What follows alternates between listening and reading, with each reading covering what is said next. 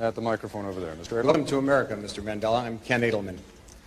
Those of us who share your struggle for human rights and against apartheid have been somewhat disappointed by the models of human rights that you have held up since being released in jail.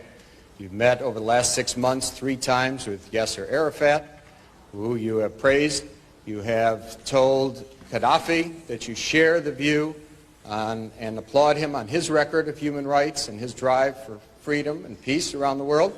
And you have praised Fidel Castro as a leader of human rights and said that Cuba was one of the countries that's head and shoulders above all other countries in human rights, despite the fact that documents at the United Nations and elsewhere show that Cuba is one of the worst. I was just wondering, are these your models of leaders of human rights? And if so, would you want a Gaddafi or an Arafat or a Castro to be a future president of South Africa?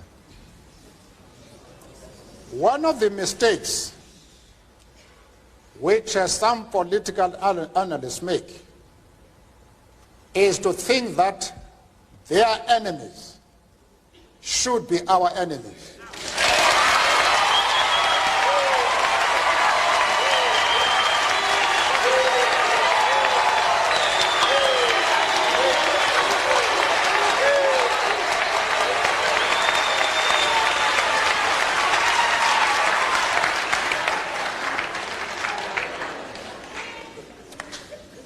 That we can and we will never do.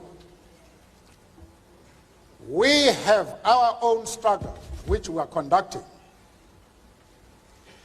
We are grateful to the world for supporting our struggle. But nevertheless, we are an independent organization with its own policy. And the attitude of every country towards, our attitude towards any country is determined by the attitude of that country to our struggle.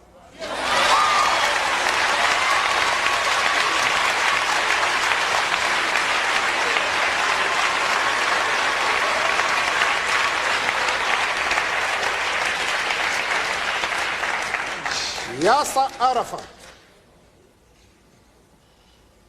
Colonel Gaddafi, Fidel Castro support our struggle to the hilt.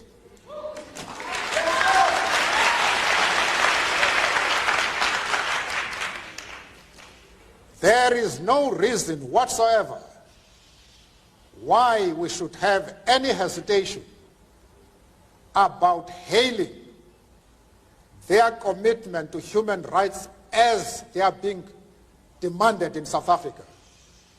Our attitude is based solely on the fact that they fully support the anti-apartheid struggle. They do not support it only in rhetoric. They are placing resources at our disposal for us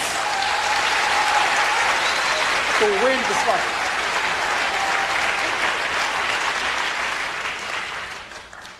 That is the position.